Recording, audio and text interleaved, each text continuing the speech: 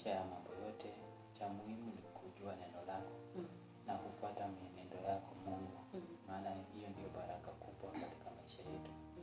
Baba, tubariki, tuinue, tuangalizie mfalme wa wafalme.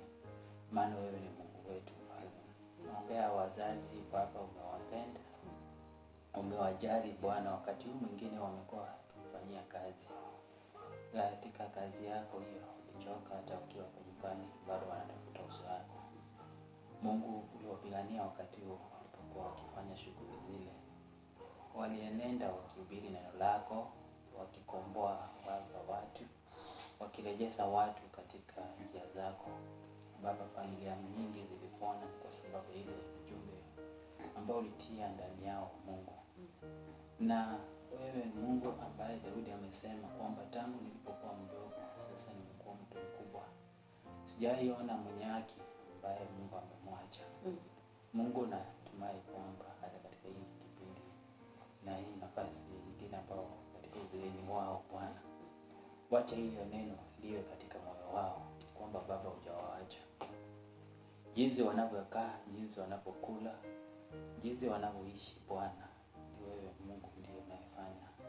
Kwa hivyo sisi, kwa sababu ya hiyo zawadi ya wazazi, tunaomba Baba, tunasema ni asante Mungu wetu. Ubarikiwe, uinuliwe Mungu wetu katika jina la Yesu Kristo. Nawaombea hata afya yao mama na baba, kuwalinda Bwana, wewe ni daktari juu ya madaktari. Wakati fulani tumepoteza matumaini, lakini Mungu wewe ukasema kwamba wewe ndio umeshika stari.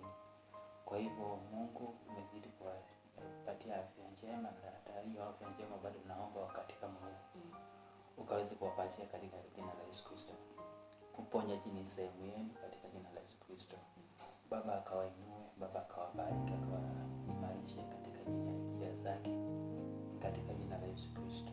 Tubariki Mungu, tuinue, tuongoze, ni kwa sababu ni nani aliye kama wewe. Mandugu zetu hao wote tunaombea Baba, unajua, unawafahamu kila mmoja shughuli zile anazozifanya Bwana, wewe Mungu ingilia kati. Naomba Baba kwamba ukaweze kuinua, naomba ukaweze kuwapanua na kuwabariki katika jina la Yesu Kristo. Ni kwa sababu wewe Mungu wetu mwaminifu. Tubariki na familia zetu zote mfalme, maana unatupenda. Tuombee nchi yetu ya Kenya, tuomba amani katika jina la Yesu Kristo. Naomba ni kwa sababu ya kanisa lako Mungu, unajua na unapenda watoto wako Baba, kumbuka kanisa na ukaweza kulibariki kanisa katika jina la Yesu Kristo. Zile projects ambazo ziko mbele zetu mfalme, wewe unajijua. Tunaomba hata kabla tuanzize Bwana, wewe Mungu kaingilia kati, tukaone mkono wako peke yako, kwa sababu Baba unatenda. Jina lako likatukuzwe mfalme wa wafalme.